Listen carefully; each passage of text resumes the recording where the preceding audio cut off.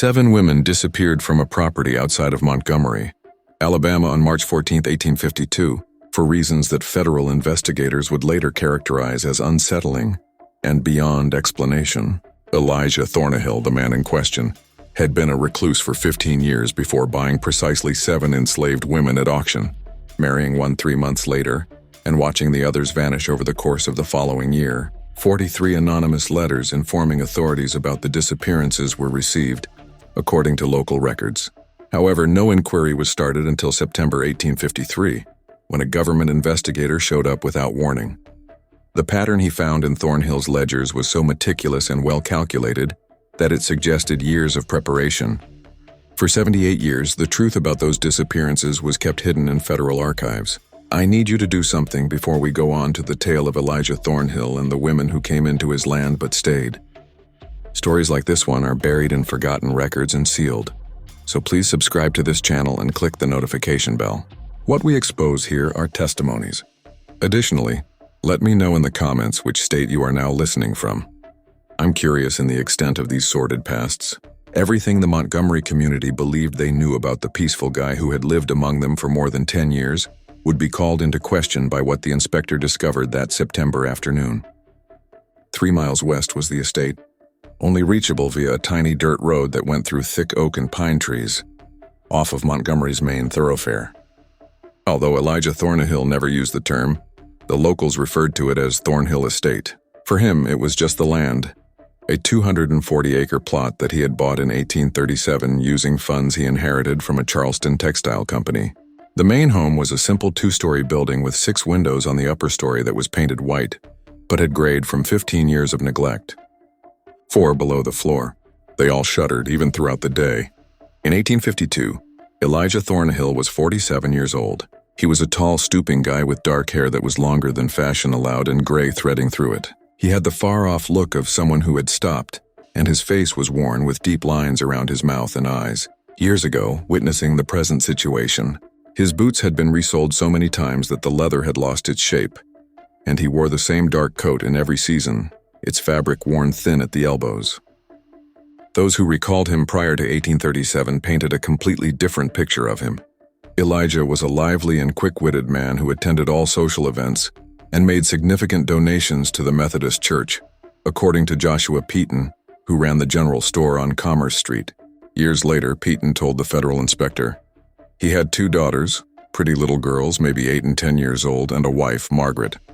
In the heart of town on Court Street, the family occupied a magnificent home. Then the fire broke out. The date of the fire, November 3, 1836, was mentioned numerous times in Elijah's writings, causing the paper to tear in several places. According to the official investigation, the fire began in the Thornhill residence's kitchen at around 2 in the morning and quickly spread throughout the wooden building. The structure was completely engulfed by the time neighbors raised a bucket brigade.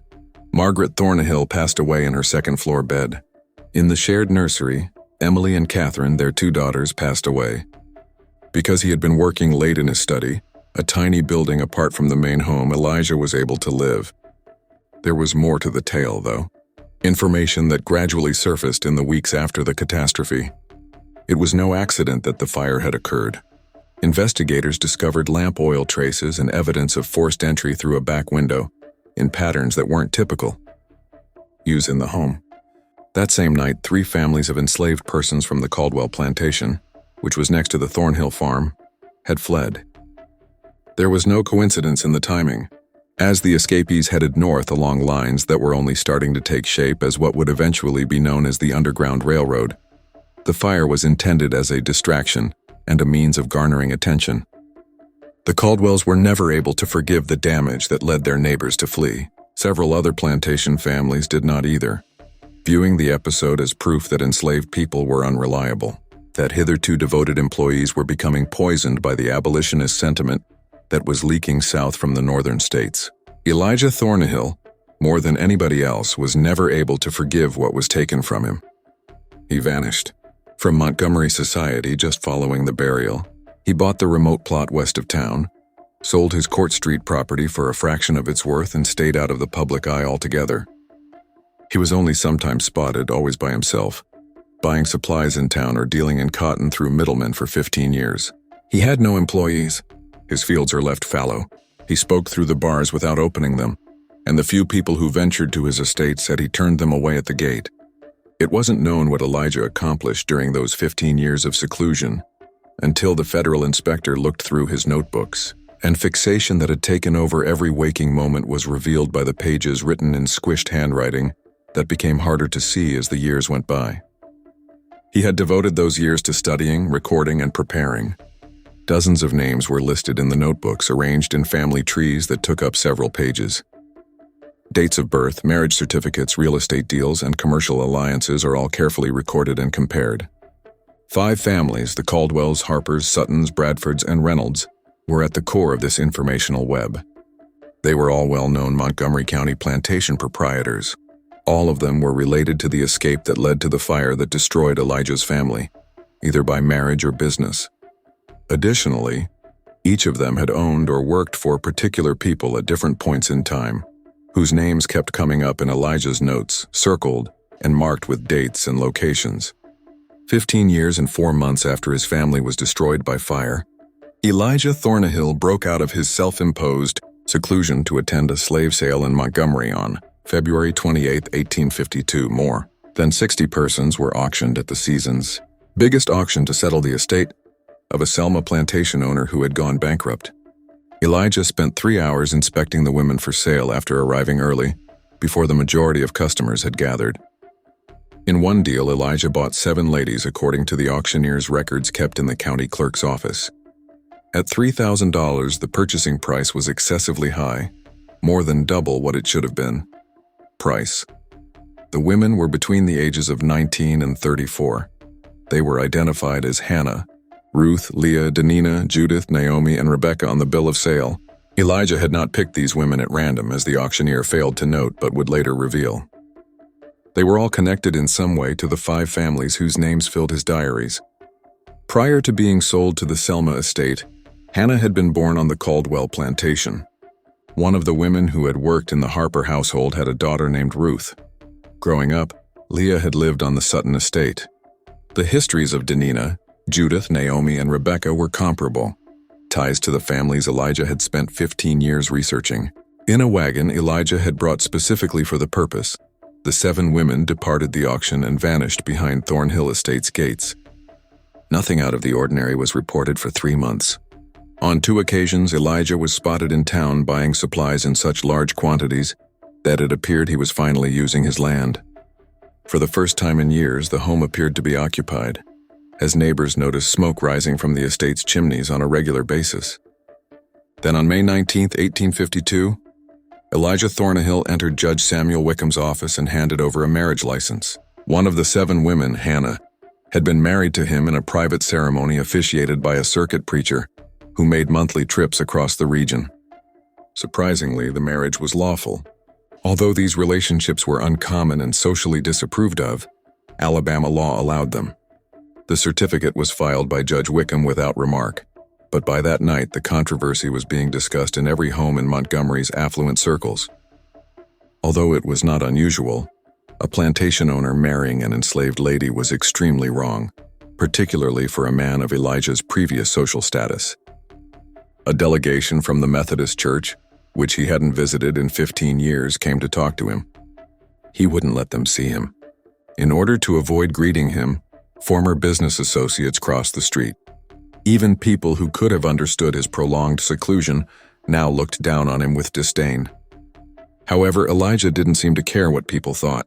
Twice throughout the summer, he and Hannah were spotted together in the city strolling hand in hand, which went against all the social mores of the time. Witnesses characterized Hannah as calm and tall, had characteristics that alluded to both intelligence and fatigue. She always wore plain, dark-colored clothes with a cap that covered the most of her face. She never talked in public, at least not in front of anybody who could hear her. No one saw them in the fields and no one heard them. There were no indications of the activity that 7 more occupants should have brought, and the estate was still as remote as it had been throughout Elijah's years of isolation. On July 2, 1852, the first letter reached the marshal's office. It said simply, 6 women are being held against their will at the Thornhill estate. and was written in a precise handwriting on inexpensive paper without a signature. The elderly Marshal, Walter Gaines, read the letter and put it aside. "They are in danger. Someone needs to look into it." People in slavery were property, so Elijah Thornhill had the legal right to keep his property segregated. 3 more letters came in September, 5 in October, and 2 more in August. Although the accusations were worded differently, they all made the same fundamental assertion. The women were imprisoned. They were suffering. Someone had to step in. All of them were disregarded by Marshal Gaines. Anonymous letters were also sent to a number of well-known people, including members of the Harper and Caldwell families. These were more detailed, naming individuals and implying that whatever was occurring at the Thornhill estate was somehow the fault of the families themselves. Finally, action was taken in response to the letter sent to the federal office in Mobile. In addition to allegations, the November 14, 1852, letter included particular information concerning interstate commerce and property law, indicating the writer's legal expertise. The letter made the case that Elijah Thornhill was violating property rights if he was detaining people against their consent. Rights of the original owners and federal jurisdiction may be applicable because the ladies were bought during an estate sale that involved bankruptcy and interstate transactions. Inspector Thomas Calloway, a federal agent who had been looking into illicit slave trading operations throughout the Gulf Coast, was drawn to the argument despite its thinness and lack of legality. Calloway was renowned for his meticulousness and his readiness to look into cases that the local government chose to overlook. On September 3, 1853, he arrived in Montgomery, 17 months after Elijah had bought the 7 females. What Calloway learned over the next few weeks would reveal a reality that was much more unsettling than anyone had anticipated. A strategy so meticulously carried out that it had been functioning in the open while everyone else in the community turned a blind eye. The establishment in Montgomery was not prepared for Inspector Thomas Calloway. He was 31 years old, thin, and he held himself with the assurance of someone who had learnt not to be intimidated by money or social status, and he was clean-shaven in a time when most men sported beards. The son of a printer, he was up in Philadelphia and joined the Federal Marshal Service at the age of 23, focusing mostly on cases involving illegal trade and customs fraud. An almost coincidental case involving fake bills of sale that had crossed state lines had led to his assignment to look into irregularities in the slave trade. The Exchange Hotel, a 3-story brick structure in the heart of Montgomery's business district, was where he checked in. Arnold Hughes, the thin-faced proprietor, regarded Calloway with hardly disguised mistrust. The arrival of federal agents typically spelled problems for someone, and they were not frequent visitors to Montgomery. During his first 3 days, Calloway went to the county to inspect records, clerk's workspace. He looked into Thornhill estate property documents, tax records dating back to 1837, and the bill of sale from the February auction. In addition, he made an eyebrow-raising request for access to court documents pertaining to the 1836 fire, which was eventually granted after Calloway cited federal jurisdiction under the Interstate Commerce Clause. An important source of information turned out to be the Clear, a young man named David Patterson who obviously enjoyed gossip. Leaning conspiratorially across his desk, Patterson remarked that Mr. Thornhill was a different guy before the fire, had contracts with plantations around the state and owned one of the biggest cotton factor companies in the city. However, he simply quit, sold everything, settled all of his bills, and vanished into that estate once his family passed away. Once my father made an attempt to see him, 1840, to talk about a business issue, claimed that Thornhill, with a shotgun, greeted him at the gate and ordered him to go and never return. Was there ever a more complete investigation into the fire? Calloway inquired. I don't see any arrests, but the documents indicate that it was arson. Patterson, he shook his head. After a week or so of investigation, Marshal Gaines ruled the case unsolvable. The slaves that managed to flee that night were never located. They most likely reached a free territory such as Pennsylvania or Ohio. Despite the Caldwell family's persistent efforts, a more thorough examination was never conducted. People just wanted to move on, I believe. Ignore the entire unpleasant situation. Calloway had a little leather journal in which he took notes. But what of the women Thornhill bought? Are they visible to anyone? When he filed the marriage certificate, only his wife, Hannah, sparked a major scandal. Despite Judge Wickham's rage, the law was the law. Regarding Patterson lowered his voice even further to the others. Rumors have been circulating. There are some reports of screaming coming from the estate at night, but it's so far away from any other homes that it might just be animals or the wind. About a month after he brought them home, the letters began to arrive. They're all anonymous. There is an entire dossier about Marshall Gaines. That file, please, Calloway said. The clerk was more cooperative than Marshall Gaines. He had been in his job for 30 years, was 64, and made it plain that he felt Calloway's presence was an affront to his authority. With his arms folded behind his desk, Gaines remarked, "I read those letters. Each and every one. They are the result of abolitionists attempting to cause unrest. Most likely the same author wrote it.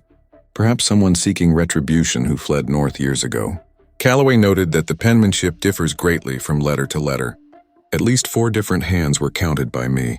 Gaines dismissed it with a wave. They're at work, collectively. The argument is that there isn't any proof of a crime. Thornhill lawfully purchased those women. His business is what he does with his land.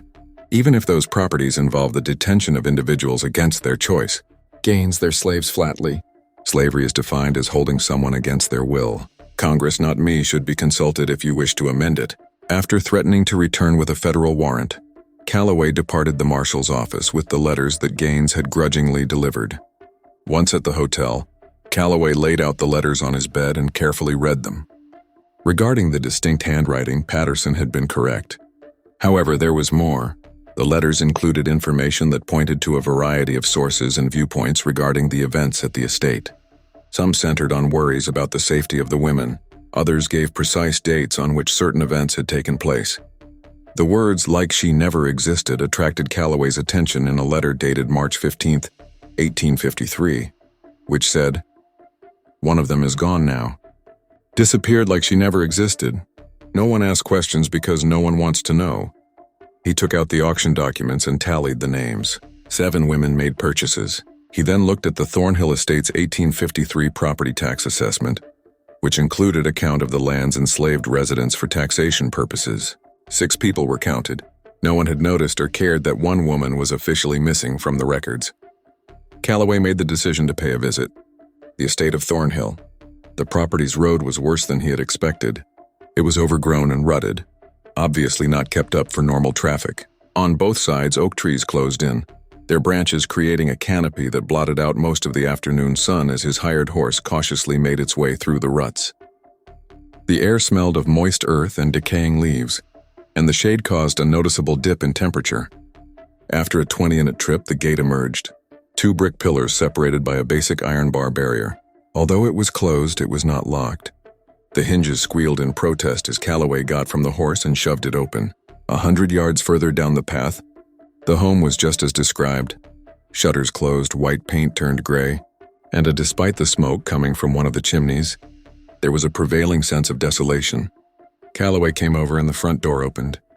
When Elijah Thornhill emerged onto the porch, Calloway initially thought he was a man who was much older than 48. Elijah's dark cloak fastened around the nape of his neck and slung back. His eyes, however, were keen and intense, following Calloway's every step with a near-predatory vigor. He said, "Inspector Calloway, Elijah." He sounded harsh, like though he hadn't spoken in a while. "I wanted to know when you were coming." At the bottom of the porch steps, Calloway came to a stop. "I was what you expected. Eventually, someone like you." Elijah walked slowly down the steps, his hands showing. Someone who cared enough to look into the letters would eventually find them. "I'm shocked that it took so long." "Did you compose the letters on your own?" "No." Elijah halted 3 feet away from Calloway. "However, I am aware of who did. Actually, a number of people. Each has their own motivations for wanting this location to receive more attention." "You bought women and I want to see them," Calloway remarked bluntly. "Every single one of the 7. Elijah's countenance shifted too swiftly to be recognized. "I should correct you, but there are only 6 women present, including my wife, Hannah. Last March, one of the original 7 passed away from a fever. I informed the county clerk about it, but apparently there was no update to the tax assessment." Calloway wrote something down. "The death certificate must be shown to me. I haven't got one." On the grounds, she was laid to rest. Slave death certificates are not issued by circuit preachers. "You know that, Inspector." It was accurate. Technically speaking, however, Elijah's story benefited from it. I will then have to visit her grave. Naturally, but meet the others first. The back of the house is where they are working. Elijah guided Calloway around the building's side, following a packed dirt trail that was visible due to recent foot traffic. Calloway was surprised by the size of the backyard, which was possibly an acre of cleared space with multiple buildings, including a smokehouse, a root cellar with sloping doors, and a long, low structure that may have been used as servant quarters. 6 ladies could be seen, 2 carrying buckets of water from a well, 1 hanging laundry on a line between 2 posts, and 3 working in a vegetable garden next to the treine. When Elijah and Calloway emerged, they all looked up, and Calloway noticed that every face had the same expression: fear. In the presence of white strangers, enslaved people displayed strong, instantaneous terror rather than the usual fatigue. Water sloshed across the ground when one of the women beside the well dropped her bucket. Elijah said, "These are Ruth, Leah, Dina, Judith, and Naomi," with an ambiguous gesture in the direction of the women. "And that's Rebecca at the laundry line. My wife Hannah is inside preparing dinner." "I'd like to speak with them," Calloway replied. Individually, Elijah's face hardens a little, if at all. "For what reasons?" "A federal inquiry. They're my property inspector, legally purchased." "I haven't done anything illegal." "Then you have nothing to worry about." Calloway spoke in a steady tone. "They're looking into possible violations of property law and interstate commerce regulations. All I have to do is confirm that the women are present voluntarily, or more accurately, that their detention complies with the law." Between them, the ridiculousness of the words "their own will" lingered. The deception had to be upheld even though both men were aware that slaves lacked a legal will. After giving it some thought, Elijah slowly nodded. "I'll be there for the talk so you can talk to them, but that's not acceptable. Then you'll need a warrant, Inspector. And I don't think Judge Wickham will issue you one because I haven't done anything wrong." He was most likely correct. Calloway changed direction. Elijah's jaw tensed, the first genuine expression of emotion Calloway had witnessed. "Let me talk to your wife, then. Surely you don't mind if I talk to Hannah." "My wife, Hannah, is directly relevant because she is one of the 7 women you bought at auction and has nothing to do with your research." Elijah remained motionless for a few seconds, and the women in the yard had all froze, watching the altercation with. Then Elijah turned abruptly and strode toward the house, saying, "Come inside, Inspector. You can speak with Hannah in the parlor. 5 minutes, no more." Calloway followed him into the house, displaying facial expressions that suggested they understood exactly what was at stake. The air smelled of wood smoke and something else. A bitter herbal scent Calloway couldn't place, and the interior was dark, lit only by a few windows where shutters had been partially opened. With sparse but well-made furniture, a settee, 2 chairs, a small table, all meticulously clean but worn as if they had been in use for decades without replacement. Hannah, tall as the witnesses had described, with dark skin and features suggesting mixed African and indigenous heritage, came out of what must have been the kitchen. She wore a plain gray dress with a white collar, her hair pulled back under a blue headscarf, and her eyes briefly met Calais before falling to the ground in a seemingly practiced gesture of submission. Elijah said, "Hannah, this is Inspector Calloway. He has some questions for you. You must give an honest response." Hannah answered softly, "Yes, sir."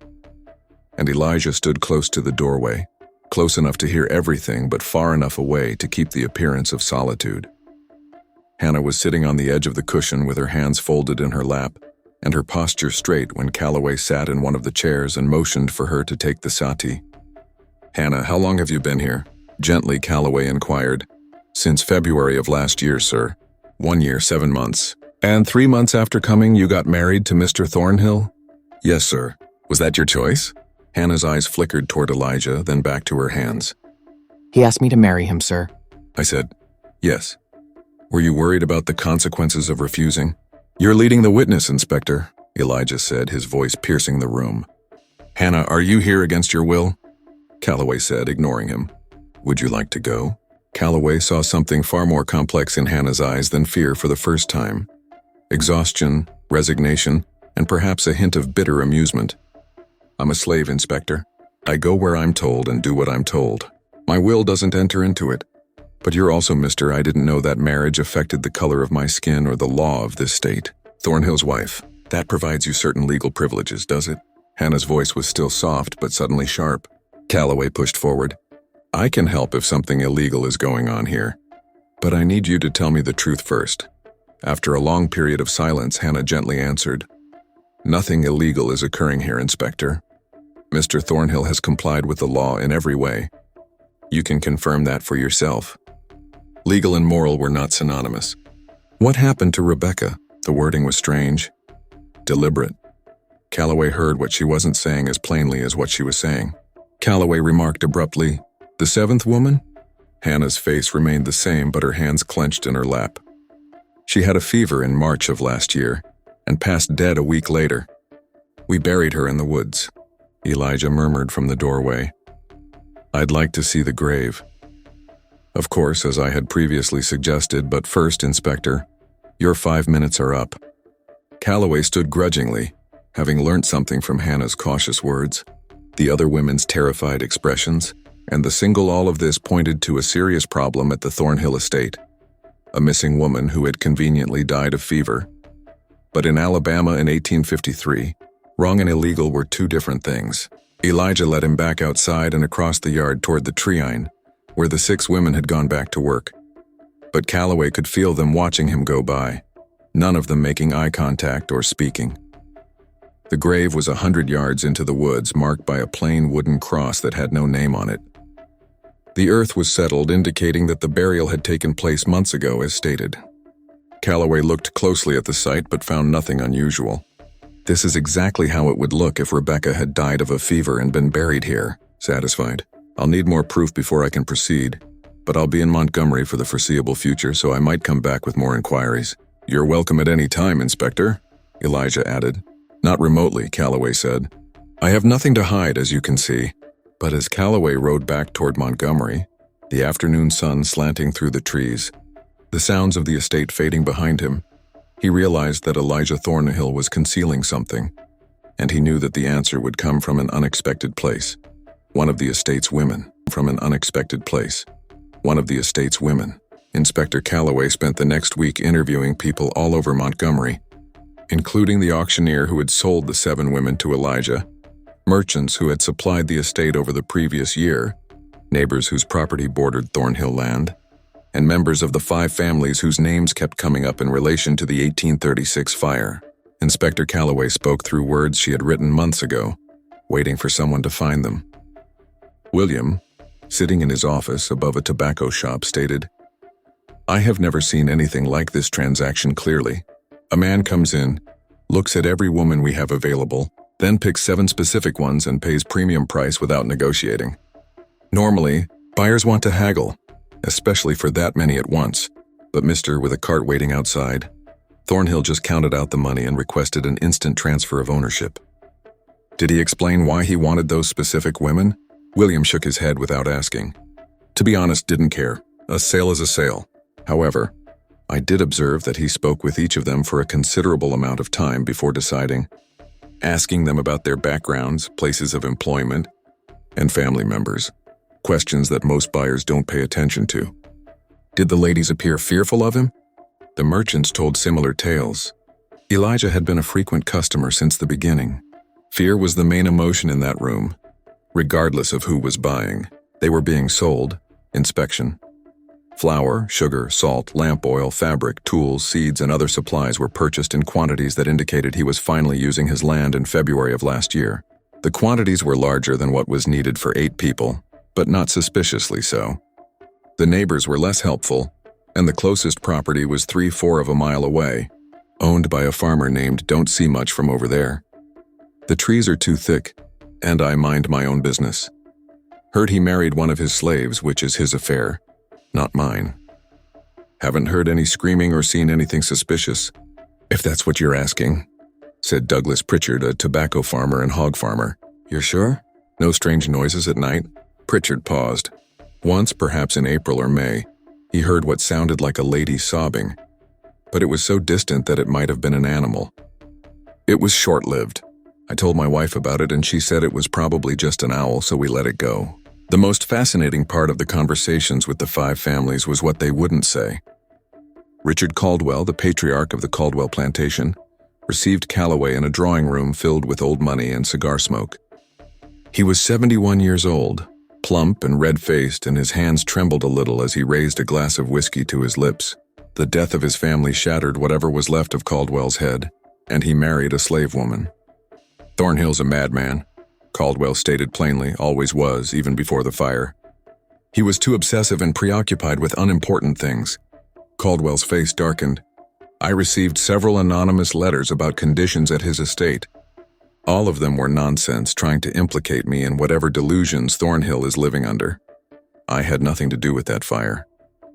Just the latest evidence of his insanity. As the letters indicate, it had nothing to do with me, but it did destroy my property too. 3 barns burnt when the wind changed, and yes, some of my people did escape that night, but they were captured within a month. If you want to look into a crime, look into Thornhill's theft of property. Those women he bought came from an estate that was settled fraudulently. There are liens against that sale that were never settled. The letters were either written by Thornhill himself to arouse sympathy or by abolitionists."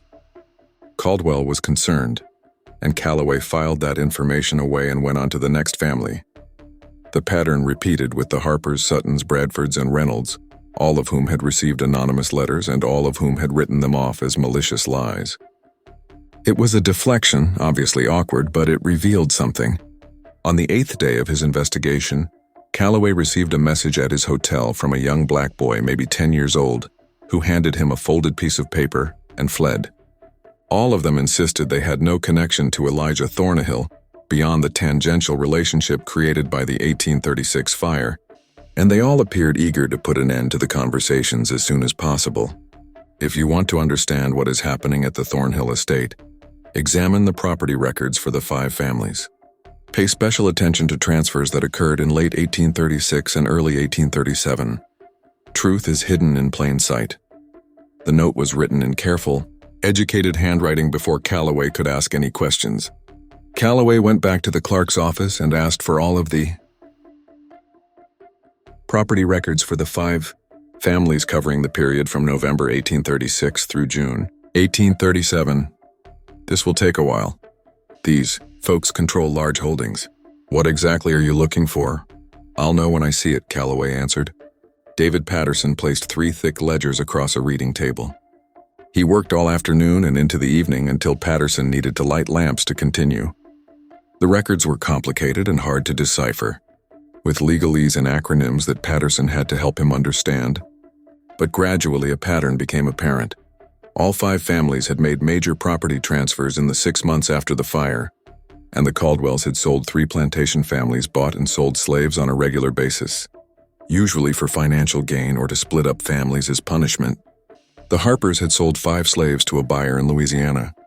The Suttons, Bradfords, and Reynoldses had all engaged in similar transactions, each selling or transferring small numbers of slaves to distant locations. The transactions were unremarkable on an individual basis. The 5 families had been methodically removing certain individuals from their properties and sending them to places where they could not be questioned about what had happened the night of the fire. But when the pattern was taken as a whole, it pointed to something different. Calloway compiled a list of names from the transfer documents and compared them with the names in Elijah's journals, which he had taken from the estate on his first visit. The overlap was remarkable. Elijah's painstaking research notes contained references to almost every individual the 5 families had sold or transferred in early 1837. But there were more, including family ties that traced back to the 7 women Elijah had bought in 1852, including Hannah's mother, who had been owned by the Caldwells and moved to Georgia in January 1837.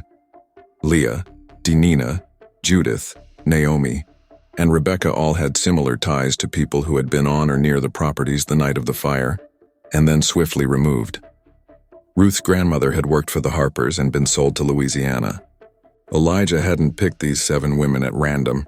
Rather, he had chosen them based on the identities of their families and what those families might have known about what happened on November 3, 1836. Elijah was tying up tomato plants with strips of cloth in the vegetable garden when Calloway unexpectedly returned to the Thornhill estate the following morning.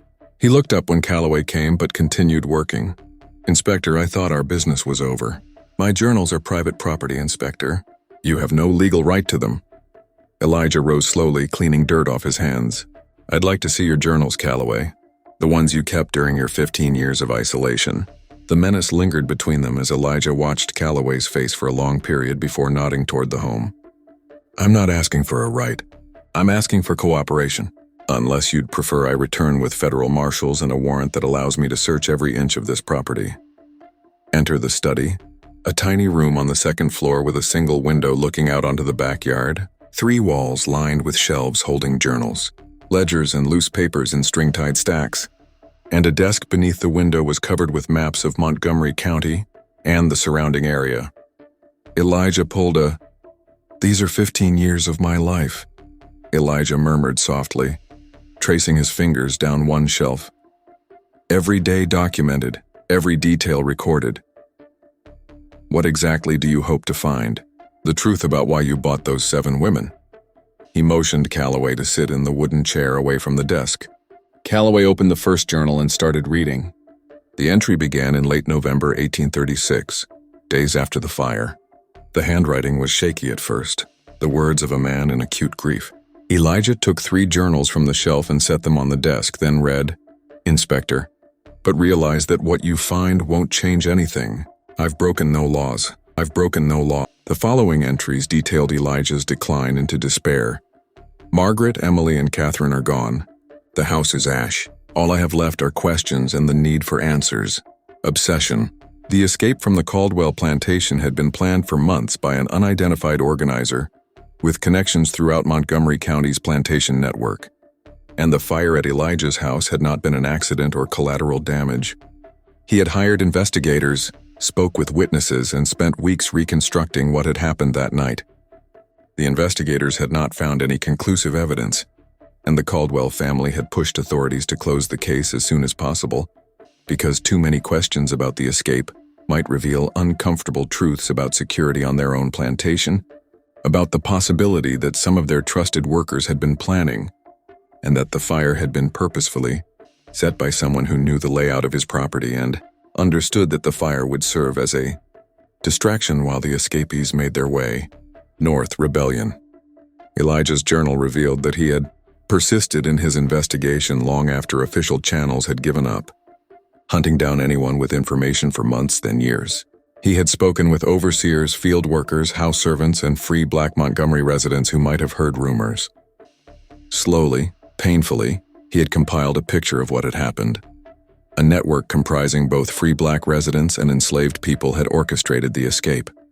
3 people, 2 men and a woman, who had all worked on properties owned by the 5 families, one of whom had worked in the Caldwell house, and one of whom had been employed by the Harpers, had started the fire at Elijah's house. Calloway looked up from the journal. "You've been tracking their descendants, their children, their siblings, their relatives who might have been aware of the plan, who might have assisted, who bore the guilt of what had been done to his family. The other had been a member of the Reynolds family. All 3 had escaped that night and were never caught. But Elijah had learned their names, Samuel, Marcus, and Dinah. More significantly, he had learned the names of their relatives who were still in the area." Elijah's voice was flat and emotionless. "Cliques," he said. "Anyone who might know what happened. Anyone who might have heard confessions or seen evidence.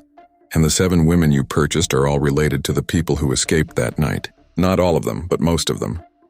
Hannah is Danina's niece. The connections are there, Inspector, documented in records across 3 counties. I spent 15 years finding them." So this is revenge. Ruth's father was Samuel's brother, and Leah's mother was Marcus's cousin. Elijah's expression remained the same. "I bought these ladies to find out the truth. Their family had stories and experiences that have been passed down through the years, and I needed to hear them. You bought them to punish them for what their relatives did. Tell you what you wanted to know?" Elijah's face briefly lit up with what appeared to be pain. Before she fled north, Hannah's Aunt Dina had told her family about that night. The fire was only meant to serve as a distraction, and they were unaware that anyone was home. "They never intended to kill my wife and daughters," Elijah repeated softly, "but they died anyway." The words hung in the small room, and Calloway felt cold despite the warm afternoon air. "My study was separate from the main house, and they assumed I was there, that I would be safe. The 5 families helped conceal it and ensure that no one inquired, and Dina, Samuel, and Marcus escaped to freedom while I buried my family. A lot of questions, since they didn't want anyone to look into how the slaves on their grounds managed to make such a successful escape. They closed ranks, dispersed the witnesses throughout the South, and sold off everyone who may speak. Calloway shut the journal. You've been plotting retaliation for 15 years. Elijah, what did you do to these women? Where is Rebecca now? Elijah turned away and gazed out the window at the 6 women who were still working in the backyard. Inspector, I didn't do anything criminal. All of my actions have been compliant with this state's and this country's laws. You'll have to face that awful reality. That isn't a response. I'll only give you that response. Elijah's tone became stern. Ask the women themselves for further information. Ask Hannah. She will be honest with you. Everything. If you pose the appropriate queries, Calloway stood, growing irritated. This is what I'm asking you. Where is Rebecca now? Elijah looked him in the eye. As I told you, she passed away from a fever. As you observed, she is buried in the woods. The rest is conjecture and mistrust, since no crime has been committed, Inspector. You have no proof of any criminal activity. Why, therefore, were the letters anonymous? If nothing unlawful is taking place, why would someone go to such lengths to attract attention here? Elijah smiled for the first time, and it was one of the most disturbing looks Calloway had ever seen. Because justice and the law are not always synonymous, Inspector, and the people who suffer the most from the protection of the law are sometimes the ones who comprehend that the best. That afternoon, Calloway departed the estate without any hard proof of wrongdoing, but with copies of a few journal pages that Elijah had let him take. Obsession, mourning, and a 15-year information-gathering plan were all documented in the journals concerning the individuals who killed his family, but they found no criminal activity. Upon returning to his hotel, Calloway laid out the papers on his bed and attempted to interpret the information he had discovered.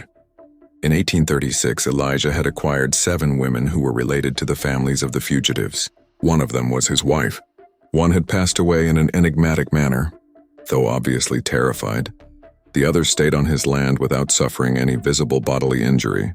What was the true plan of Elijah? Was it only to question these women to find out what really happened that evening? Or was anything more sinister taking place? Something that didn't leave any legal evidence? 3 days later, the response was received, subsequently from an unanticipated source. On September 19, 1853, shortly after morning, the woman showed up at the door of Calloway's hotel room. Her gray hair was tucked back under a worn yellow headscarf, and she looked little and elderly, maybe 70 years old. She held a folded piece of paper to her chest, her hands shaking. Calloway, Inspector. She hardly raised her voice above a whisper. Yes, how can I help you? I have something you need to see. Something Hannah gave me to give to you, but only if she couldn't come herself. Calloway widened the entrance. Please come in. The woman cautiously walked in, looking back down the corridor as though she was worried about being followed. Tension stiffened her posture as she sat on the edge of the room's solitary chair. Abigail Tate is my name. I work as a seamstress here in town and am a free woman. 6 months ago, Hannah approached me and begged me to keep this document secure. She instructed me to give it to him in the event that she was hurt, or if a government inspector showed up to ask questions. She gave Calloway the paper. The edges were torn and it was soft from all the folding and unfolding. The handwriting in brown fading ink was meticulous and shockingly well-educated. Hannah is my name. 1 year after Master Thornhill bought me and 6 other women at auction. I am writing this in March 1853. I'm writing this because I think that someone needs to know the truth and that I might not make it through what is occurring here, in the sense that most people define cruelty. Master Thornhill is not a cruel guy.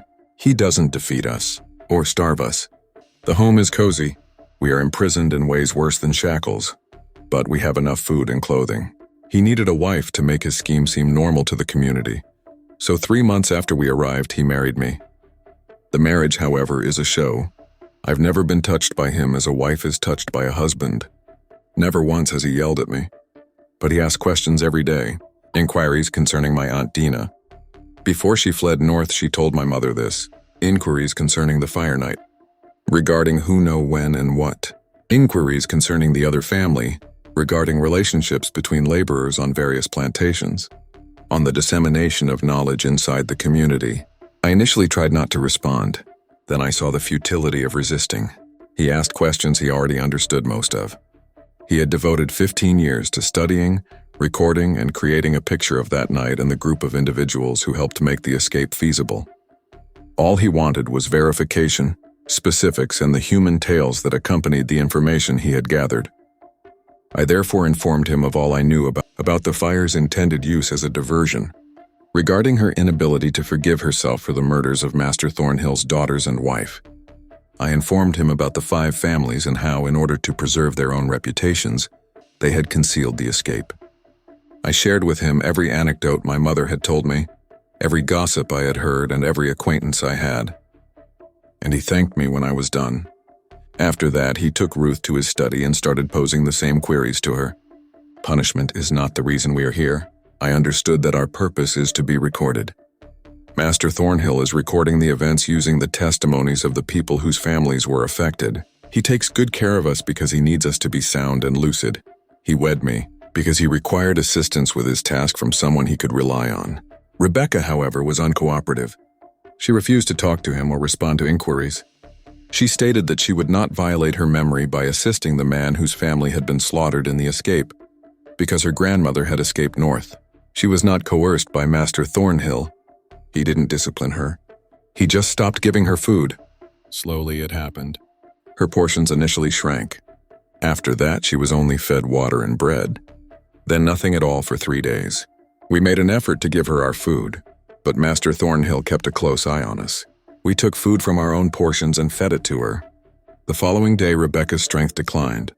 She pleaded with him to give her a chance to speak and tell him what he was interested in.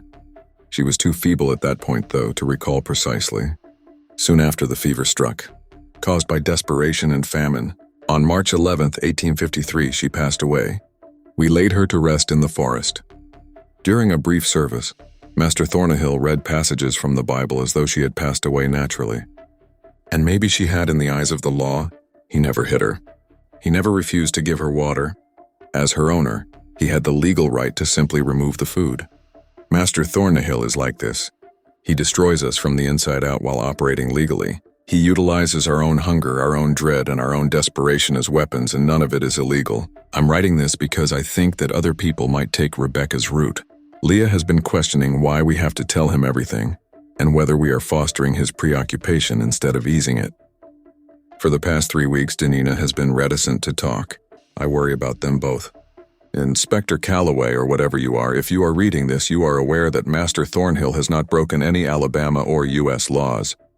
However, he has constructed a prison based on property ownership and legal rights that functions within those laws.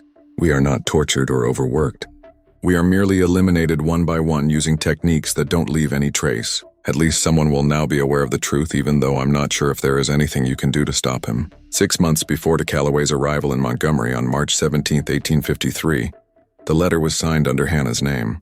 He glanced up into Abigail Tate's eyes, which were observing him with a mixture of despair and hope. Why didn't Hannah come to me herself? She can't leave the property, Abigail replied. The doors are not locked by Master Thornhill, or chain anyone, but she's terrified since he's always watching. If he was aware that she had written this and that she had handed it to me, he would also take away her meals, Calloway grimly concluded. Abigail gave a nod. You seemed like a man who wanted to help, she added, but she also claimed that, like Master Thornhill, you were legally tied.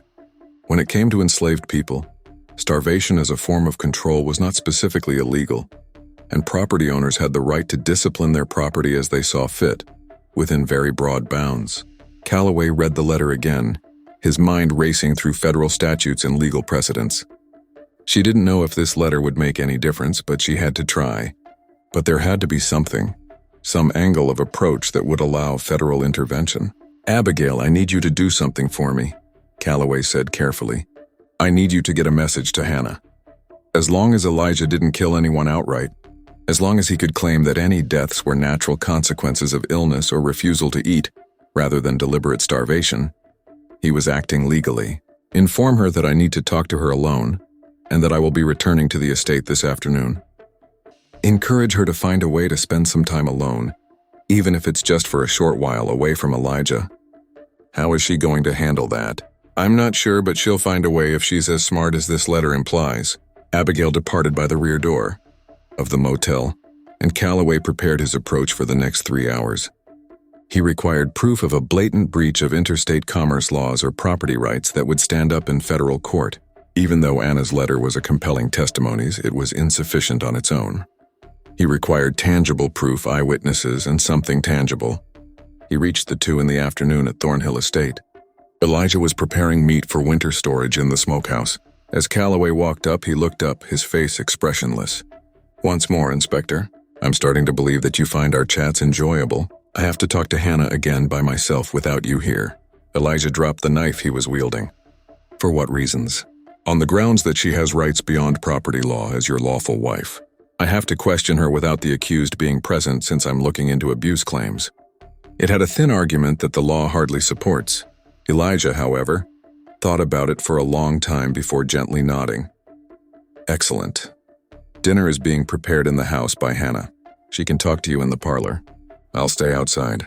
Calloway discovered Hannah laboring over a pot of stew in the kitchen, just as Elijah had instructed. As he stepped inside, she raised her head and they locked eyes. Calloway saw recognition in that little instant of contact. She was aware that the letter had been delivered by Abigail. "I need to talk to you in private," Calloway stated formally, referring to Mrs. Thornhill. Hannah accompanied her husband into the front room after wiping her hands on her apron and saying, "Your husband has granted us permission to speak in the parlor." In order to prevent Elijah from approaching undetected, Calloway positioned himself to face the windows. Hannah sat on the settee with a more laid-back stance than when they had initially spoken. "You got my mail," she muttered, "and it wasn't a query. You know what's going on here, and I know what you've told me. But I need more." "I did. Abigail Tate gave it to me this morning. The letter talks about starvation, but it won't be sufficient to support federal intervention unless I can show that Elijah purposefully withheld food in order to hurt or kill Rebecca." Hannah's hands clenched in her lap. "What kind of evidence? Witnesses, tangible proof, anything that shows a pattern of abuse beyond I need more." Hannah remained silent for a while. "What property law permits? 6 of us can testify." "Isn't that sufficient?" "Not when you're all regarded as property under state law. Your testimony has little legal weight. I know where it is, but I can't get it without Master Thornhill seeing it. Rebecca penned another letter before she passed away, and she concealed it in the root cellar behind a loose board near the back wall, while she still had the strength to do so," she remarked very gently as she stared at her hands. Calloway's heart pounded. "What does it say?" "I don't know. She wrote it over the course of several days in private, claiming it was her testimony and evidence of his actions. If anyone ever came to investigate, they should find it," she claimed, "and take a look at it. Could you provide me a map showing the precise location of its hiding place?" With a hasty sketch of the root cellar's interior using a scrap of paper from her apron pocket and a stub of pencil, Anna looked toward the window to see where Elijah was. He was still there, close to the smokehouse with his back to the house, marking a spot near the back. She said, "Lift it carefully, 3 boards from the corner, loose on one end." Calloway took the paper, saying, "I'll need to search the property officially with Elijah's permission or with a warrant. He'll never give permission, and by the time you return with a warrant, the letter will be gone. Every few days he checks on the cellar, then I'll have to find another method." Calloway stood. "Hannah, you have shown great bravery by writing that letter and sending it to me. But you must realize that even with Rebecca's evidence, I might not be able to get you off this property," Hannah said in a quiet, resigned voice. "I know that the law protects Elijah's rights as your owner and your husband, but at least someone will know the truth. At least what he's doing won't remain hidden forever." Calloway left the parlor and went to find Elijah, who was cleaning his hands at the Calloway said, "I need to inspect your property thoroughly." Elijah cleaned his hands slowly on a cloth. "Do you have a warrant, Inspector?" "I can get one." "Pump in the yard." "Inspector?" "Then acquire one. I must refuse until you have legal right to search my property. I have never broken any laws, as I have stated time and time again. If you think I have, prove it by the correct legal means." Calloway rode back to Montgomery irritated but not defeated. Although it might not be sufficient for a conviction, he had Hannah's letter, her testimony regarding Rebecca's hidden message, and an increasingly clear picture of Elijah's tactics. He spent that evening drafting a formal request, arguing that a thorough search of the property was required to rule out foul play and citing Hannah's letter as evidence of suspicious circumstances surrounding Rebecca's death. He presented it to Judge Wickham the following morning.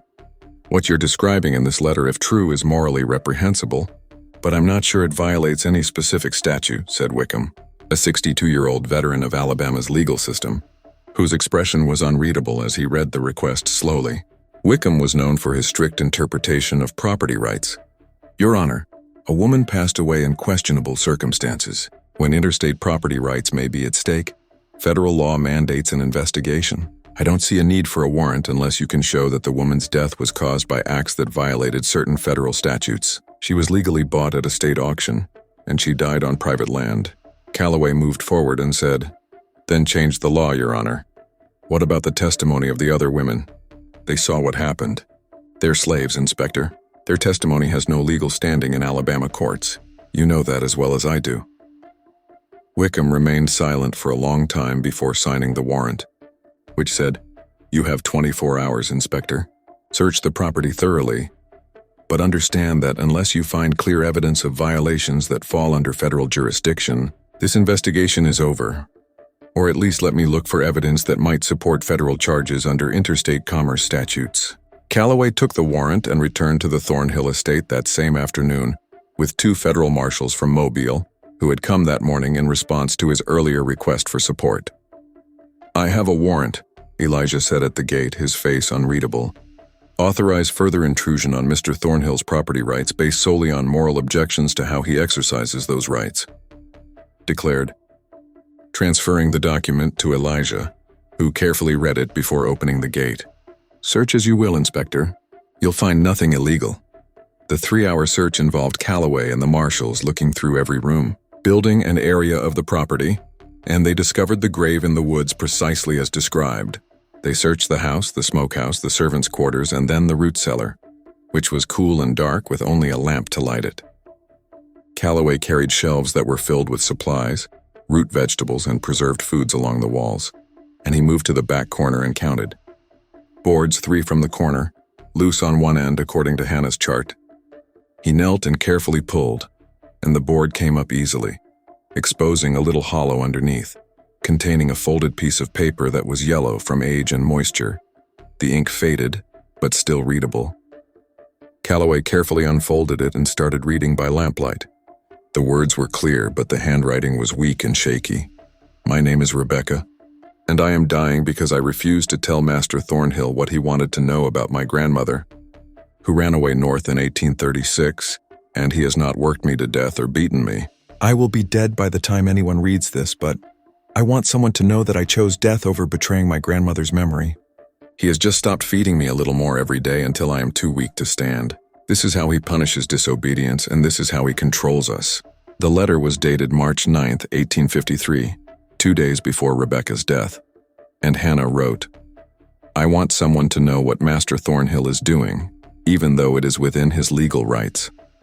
I want someone to know that we are human beings, not property, and we deserve to be remembered."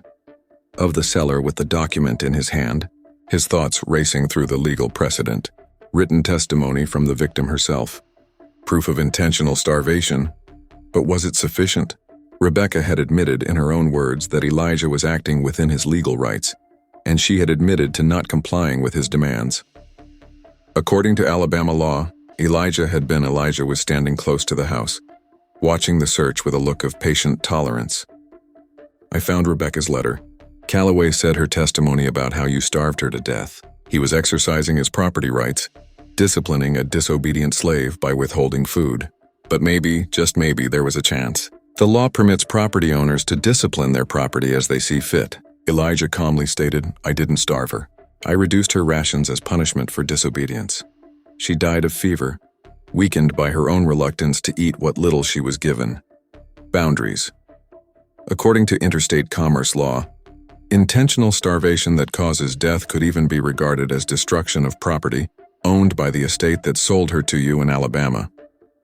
This is a stretch that is hardly supported by precedent, but Elijah's expression tightened a little.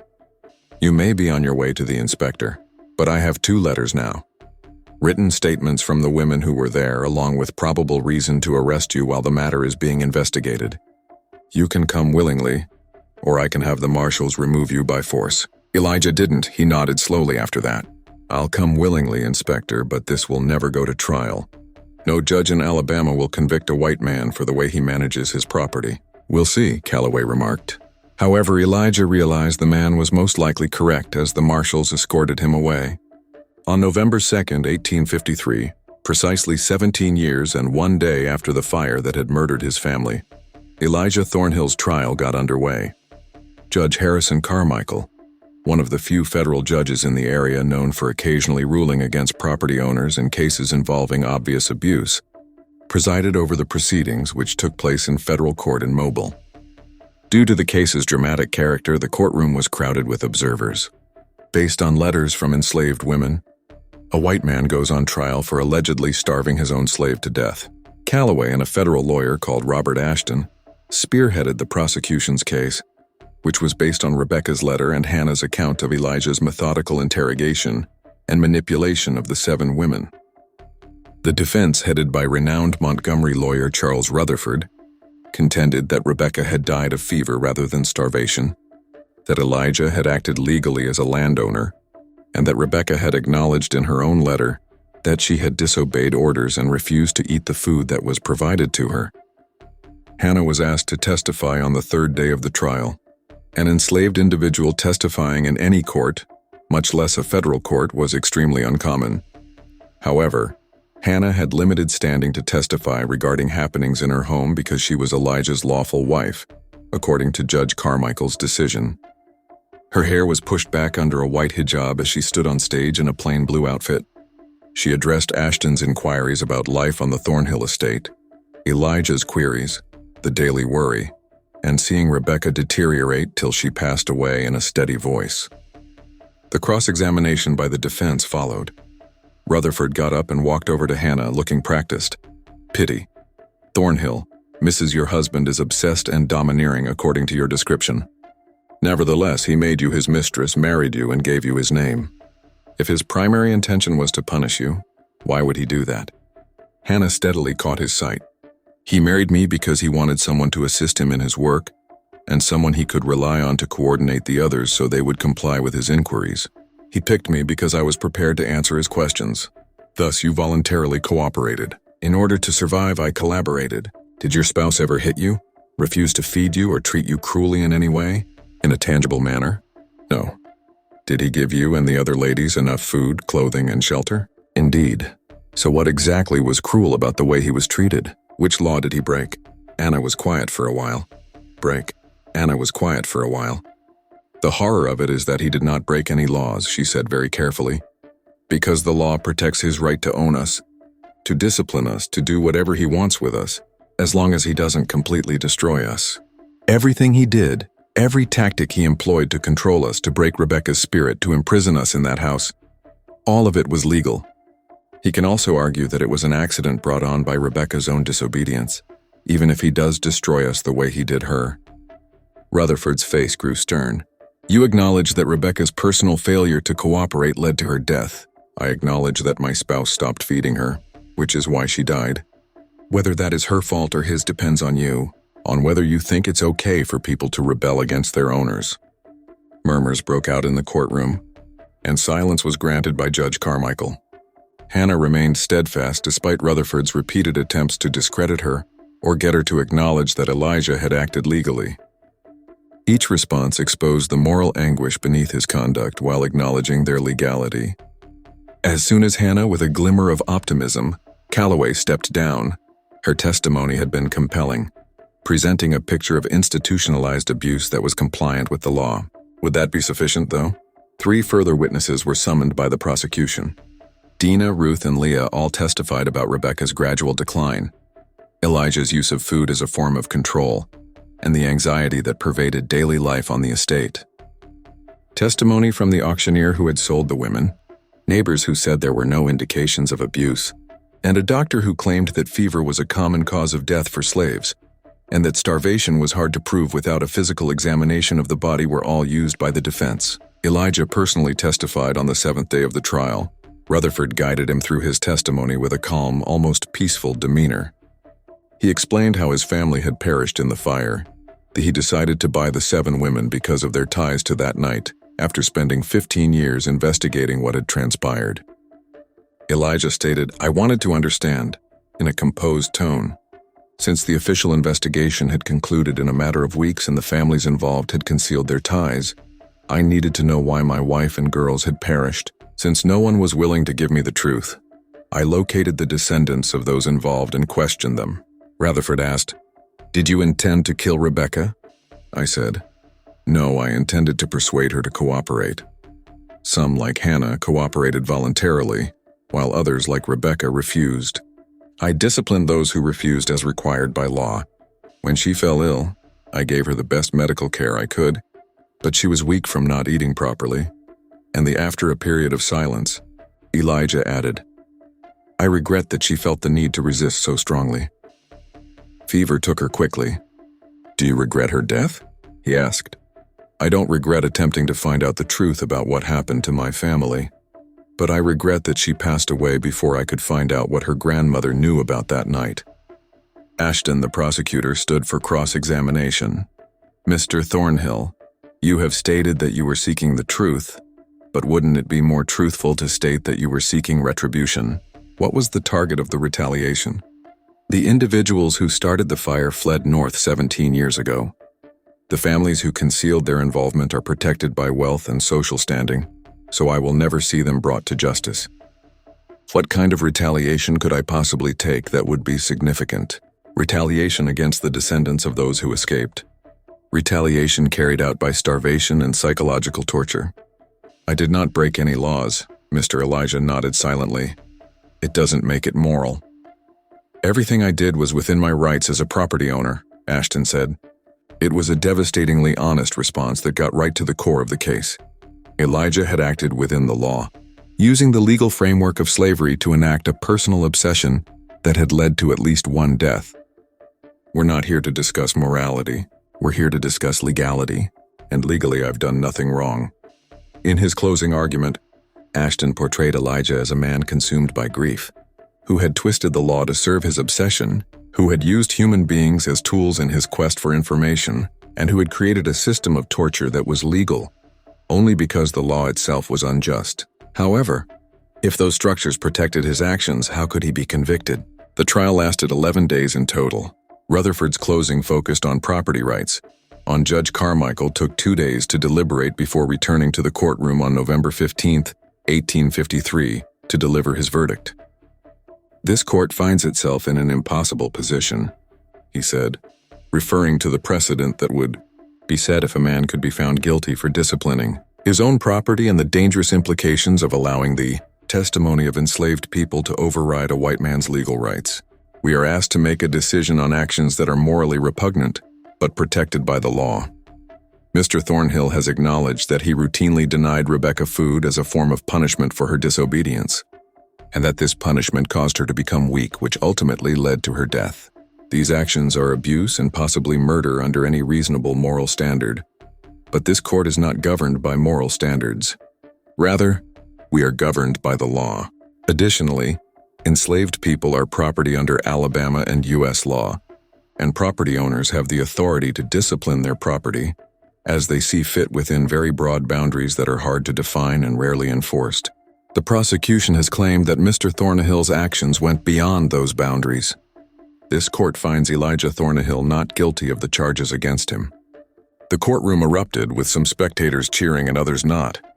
The court ruled that intentional starvation that results in death is destruction of property that violates interstate commerce laws. This is a creative legal argument, but it is not sufficiently supported by precedent. Yelled in protest, Judge Carmichael issued an order, but the damage was done, and Elijah Thornhill left the courthouse a free man. Calloway stood outside in the chilly November air, watching Elijah get into a carriage that would take him back to Montgomery.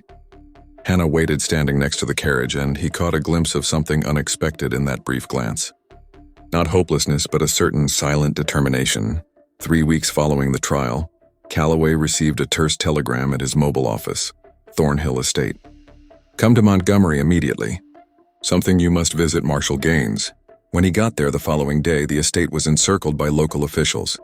Marshal Gaines greeted him at the gate, his face pinched and pale.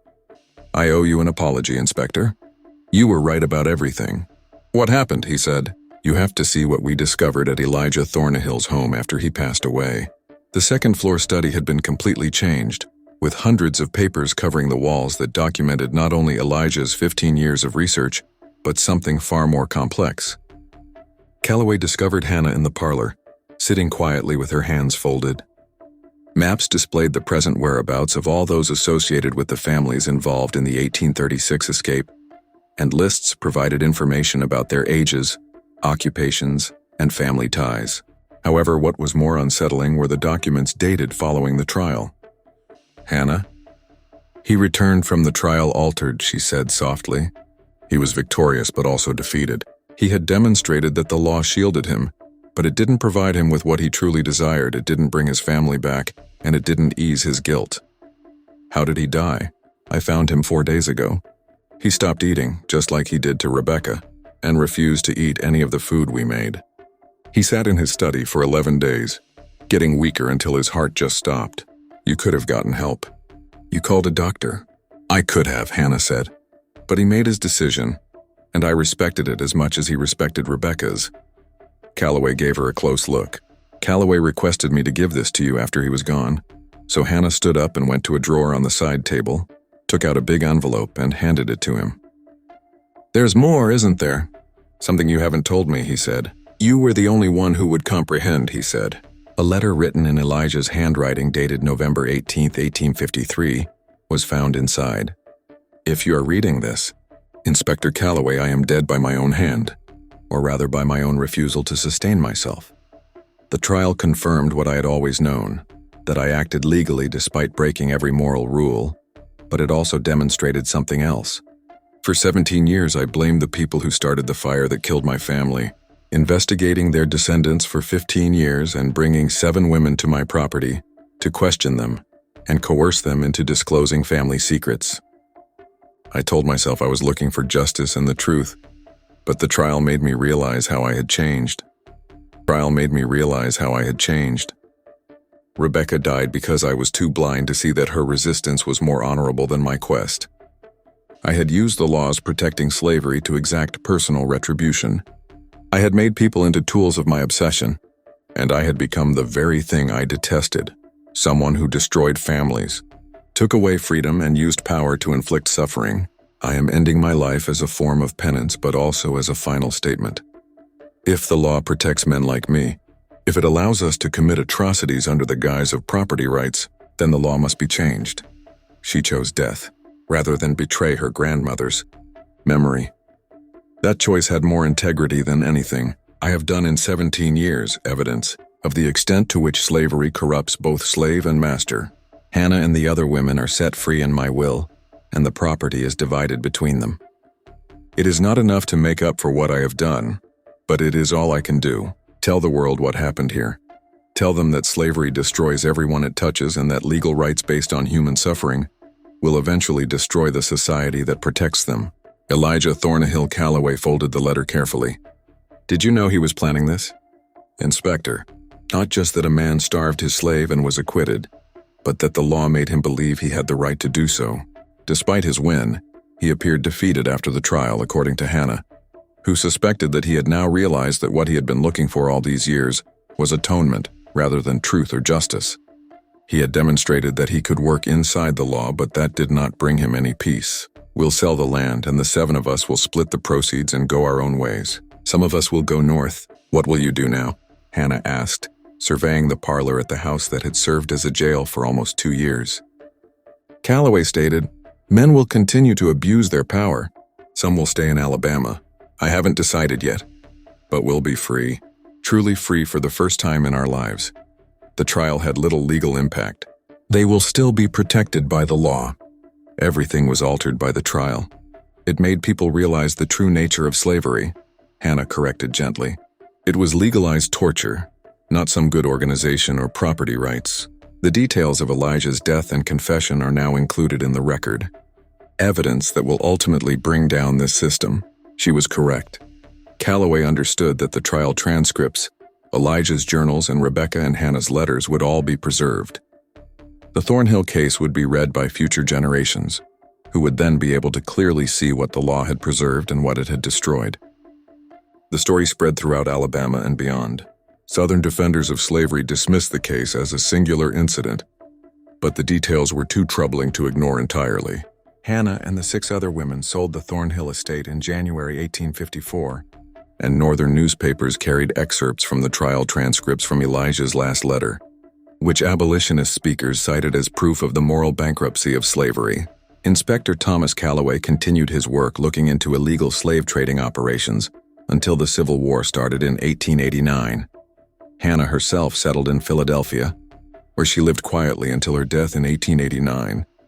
She never spoke publicly about her time on the Thornhill estate, but she kept copies of all the documents, all the letters, and everything that attested to what had happened there. They divided the proceeds equally and went their separate ways, with the majority traveling north to free states. He enlisted in the Union Army in 1861, survived the war, and went on to work for the Freedmen's Bureau, assisting former slaves in adjusting to their newfound freedom. He passed away in 1891, leaving behind a meticulously preserved file on the Thornhill case. The Thornhill estate was abandoned for 3 years following the sale before being destroyed in an unidentified fire in 1857, and some residents reported seeing lights moving through the abandoned structure, and the farm was never rebuilt. And in the weeks before it burnt, some claimed it was divine judgment on accursed land. Today, a state historical marker marks the Thornhill event of 1853 as a turning point in the moral and legal discussions surrounding slavery that would ultimately cause the country to fall apart. However, the documents preserve the true legacy of what transpired there, of the women's testimonies and the unsettling issues it brings up regarding legal systems based on the suffering of people. It was legal for Elijah Thornhill to operate. That was the terrifying thing, and that was the lesson that was unavoidable. How do you feel about this narrative? Has something similar actually occurred in the history of America? There are the court documents. The statements were recorded, however. The ethical issues are still unresolved today. Tell us what you think in the comments section below. If the narrative caused you to reflect, feel uneasy, and wonder how morality and the law can be so dissimilar, then forward it to a person who should hear it. For more overlooked histories that should be remembered, subscribe to this channel. Be recalled. Press that alert button and come along with us as we delve into the most sinister facets of American history. Because we can only make sure it doesn't happen again by comprehending what went wrong.